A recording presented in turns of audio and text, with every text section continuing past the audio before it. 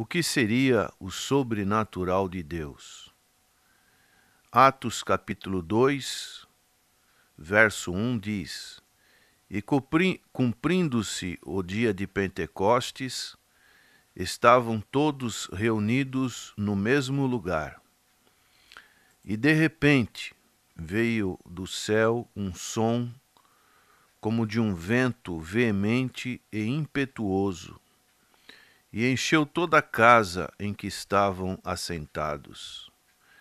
E foram vistas por eles línguas repartidas como que de fogo, as quais pousaram sobre cada um deles.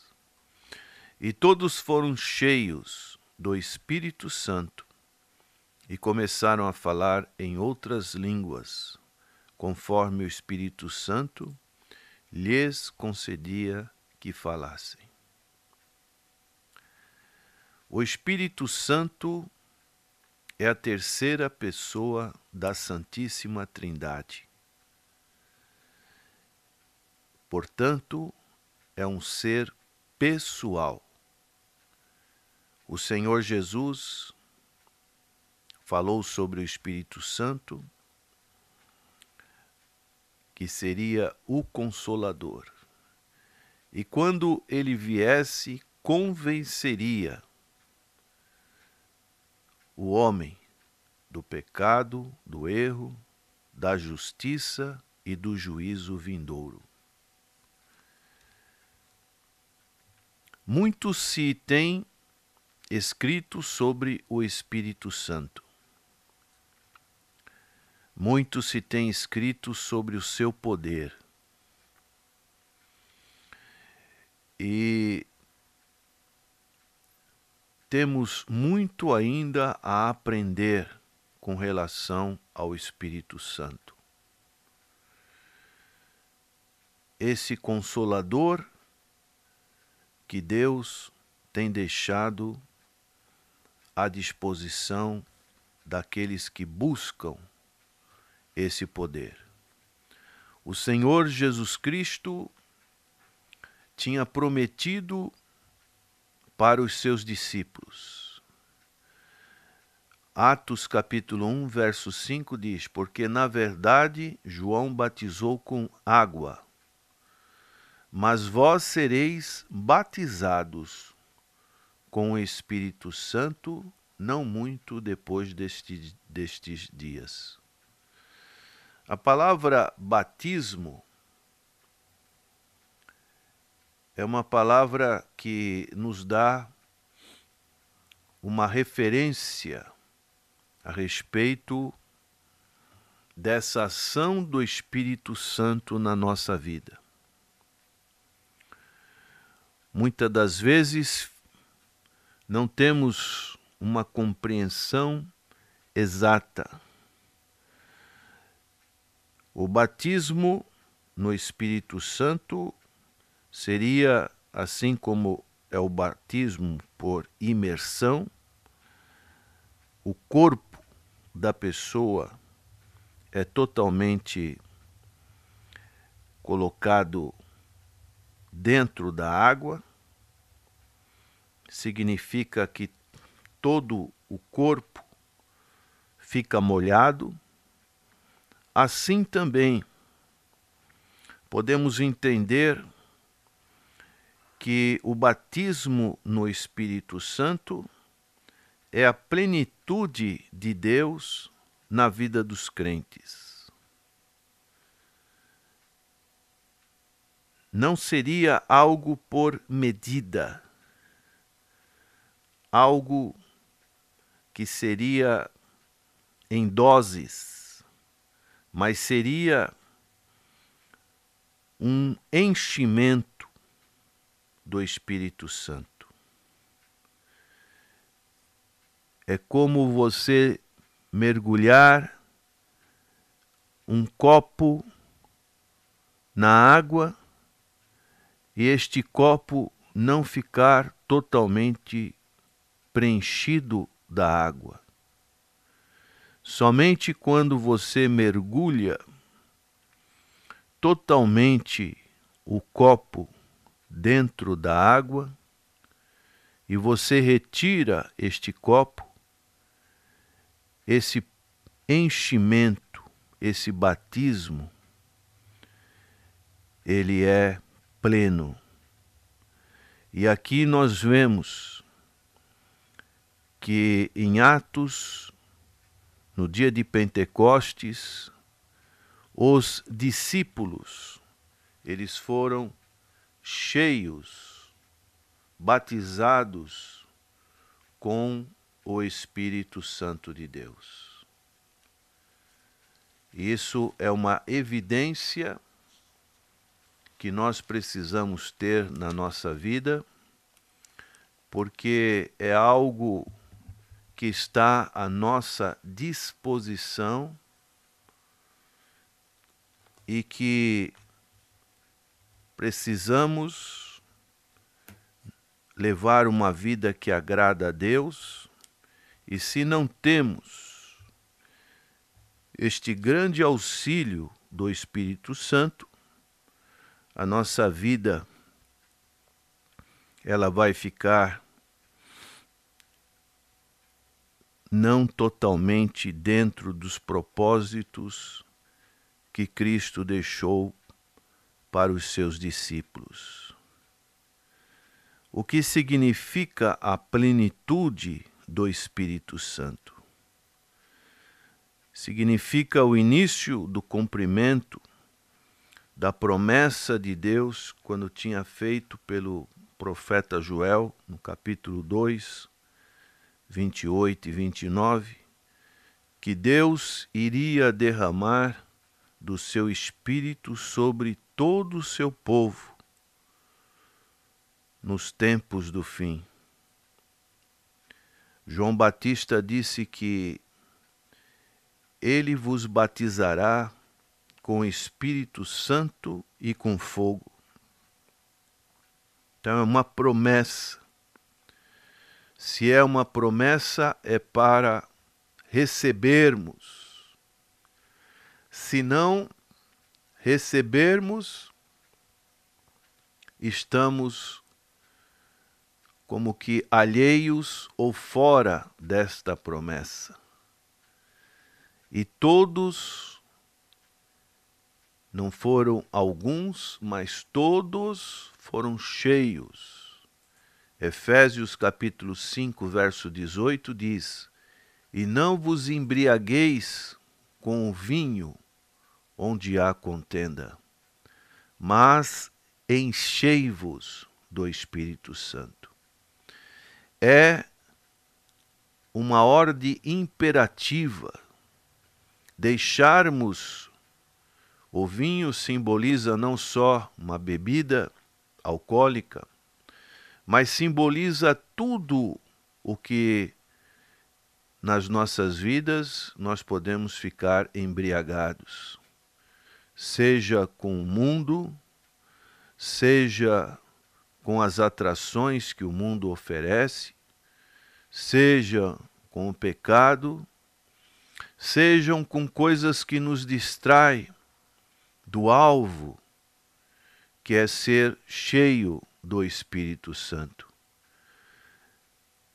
Para sermos cheios do Espírito Santo, precisamos nos esvaziar do nosso eu, do egocentrismo, que é natural na nossa natureza humana, e sermos totalmente dominados pelo Espírito Santo,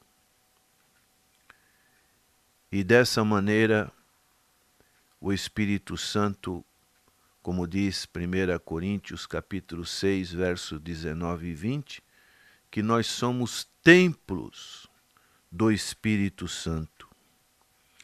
Então, estes últimos dias começaram já em Pentecoste.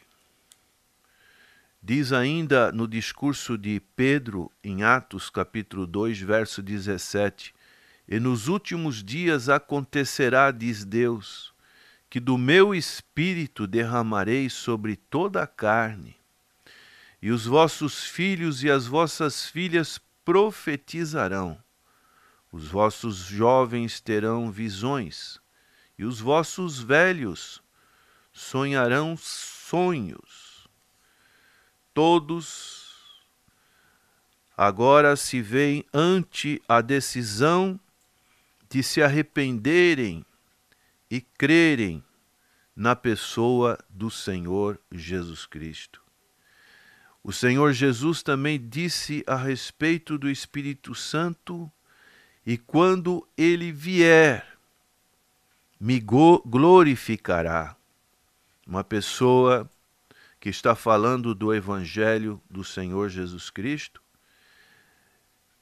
ela tem como prioridade, como pilar, falar a respeito do Senhor Jesus Cristo, porque o Espírito Santo, ele leva o pregador, o ensinador, a falar a respeito do Senhor Jesus Cristo.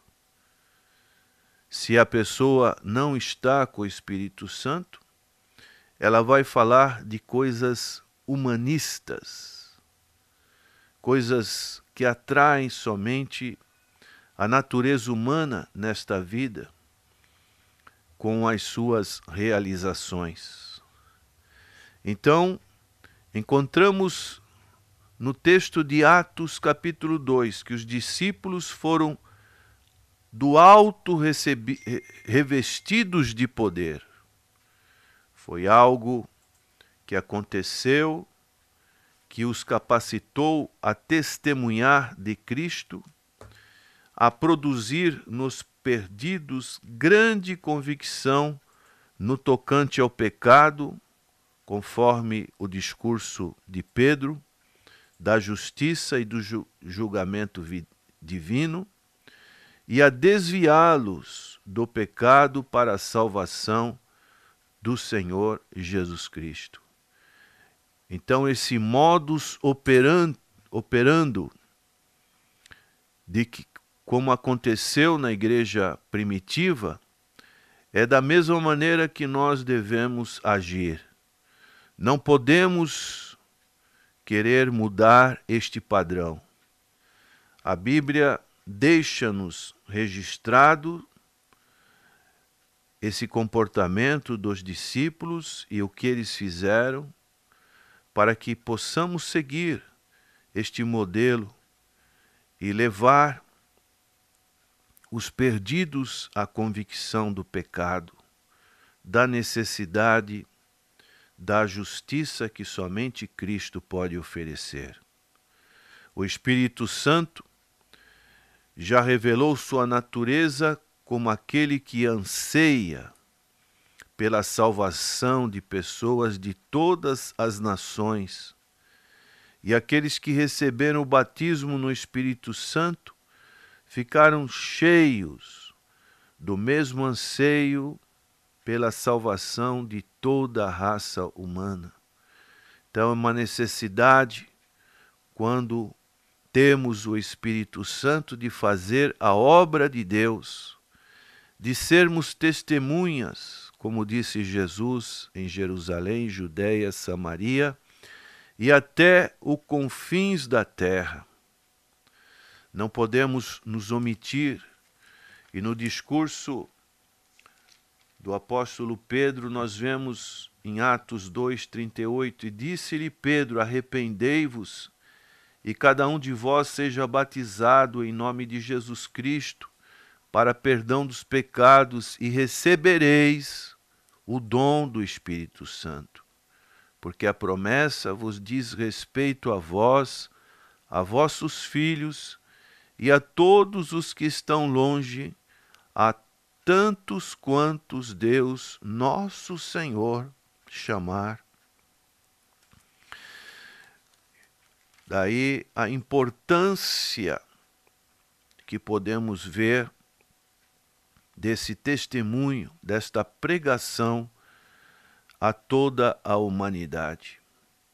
E os discípulos, eles foram considerados ministros do Espírito. não somente pregavam Jesus crucificado e ressuscitado, levando pessoas ao arrependimento e à fé em Cristo, como também influenciavam essas pessoas a receber o dom do Espírito Santo, como acabamos de ler no discurso de Pedro. Que esses discípulos tinham recebido a promessa do Espírito Santo. E nós também devemos levar outros ao batismo no Espírito Santo, que é, podemos dizer, a chave da obra apostólica no Novo Testamento. Por isso, a importância de se falar do Espírito Santo em nossos dias.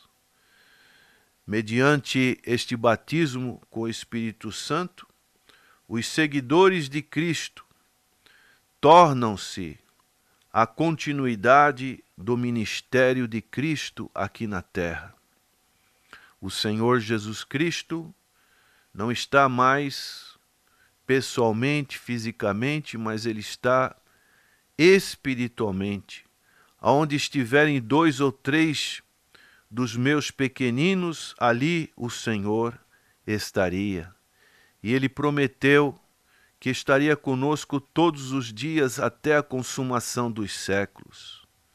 E nessa continuidade, nós temos à nossa disposição o Espírito Santo de Deus, que é esse companheiro, nós somos o templo do Espírito Santo, habitação do Espírito Santo. Então, que esta promessa, que este sobrenatural de Deus possa ser algo que busquemos, que estejamos sempre sendo renovados, para que possamos principalmente testemunhar para os perdidos, para que o Evangelho do Senhor Jesus Cristo possa fazer a diferença nos corações daqueles que estão em trevas, e assim o Espírito Santo de Deus convencer sobre o pecado. Que você, prezado ouvinte, se já conheceu a Cristo, você seja cheio na plenitude total do Espírito Santo. E você que ainda não teve essa experiência, busque essa experiência de ser cheio do Espírito Santo. E você que ainda não reconheceu a Cristo como seu único e suficiente Salvador, arrependa-se dos seus pecados. Arrependei-vos e cada um de vós seja batizado em nome de Jesus Cristo para perdão dos pecados e recebam o dom do Espírito Santo de Deus. Amém.